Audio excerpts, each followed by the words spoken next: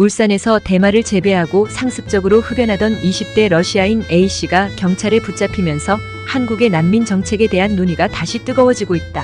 A씨는 러시아 블라디보스토크에서 동해안 국제 여객선 터미널을 통해 입국한 뒤 난민 자격으로 서울의 오피스텔에서 대마를 은밀히 재배해왔다. 그는 이를 위해 탈취용 수출 주변에 배치하여 단속을 피하려는 고도의 치밀함을 보였다. 이 사건은 한국 사회에서 난민 정책이 제대로 작동하지 않고 있는 현실과 범죄적 사례로 인해 난민 법률의 개정 필요성이 시급하다는 점을 다시 상기시켜준다. 법무부는 이러한 난민들의 자격을 철회하고 범죄자를 퇴출할 수 있도록 법 개정을 추진하고 있으며, 이 개정안은 국가안보나 공공질서를 해쳤거나 해칠 위험이 있는 외국인에 대해 난민으로 인정하지 않을 수 있는 근거 조항을 추가하는 것을 주요 내용으로 하고 있다.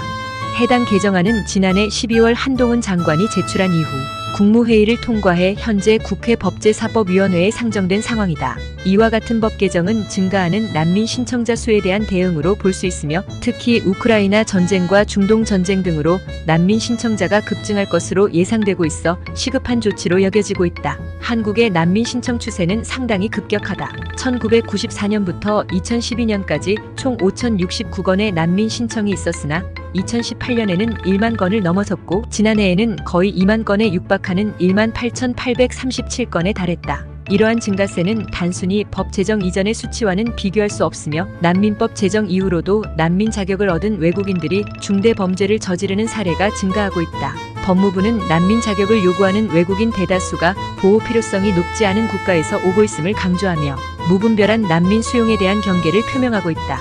예를 들어 유엔 난민기구 UNHCR에 따르면 전 세계 난민 발생 상위 5개국은 아프가니스탄, 시리아, 베네수엘라, 우크라이나, 남수단으로 이들과 한국에 난민 신청을 한 외국인 국적 상위 5개국의 차이가 크다. 한국의 경우 러시아, 카자흐스탄, 중국, 파키스탄, 인도가 주를 이루며, 이런 배경은 난민 인정률이 1.7%로 낮은 이유이기도 하다. 특히 난민 심사는 행정소송 절차에서 중요한 문제로 부각되고 있으며, 지난해 행정소송 사건 중 약 42%가 난민 소송으로 알려져 있다. 이로 인해 법원과 행정기관의 부담이 증가하고 있는 실정이다. 이러한 문제는 난민 신청이 거부되었을 경우 이에 제기를 통해 법적 절차를 밟는 것이 가능하나, 확정 판결 후에도 재신청이 제한되지 않는 이른바 재신청의 허점으로 이어져 사회적 논란을 초래하고 있다. 여러 인권단체들은 국가안보와 공공질서 해침 여부에 대한 판단이 자의적으로 이루어질 수 있다는 점을 우려하고 있으며, 현재 법적 근거가 부족한 상황에서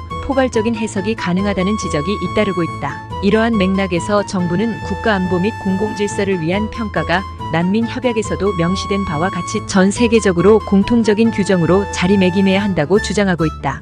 결국 울산 사건은 한국의 난민 제도와 정책이 단순히 법의 테두리 안에서만 적용될 것이 아니라 실질적인 인권 보호와 국가 안보, 사회적 안정 사이의 균형을 맞춰야 할 필요성을 잘 보여주고 있다. 난민 관련 법률의 개선이 시급한 상황이며, 이는 향후 더 큰 사회적 갈등을 예방할 수 있는 중요한 기회로 작용할 수 있다.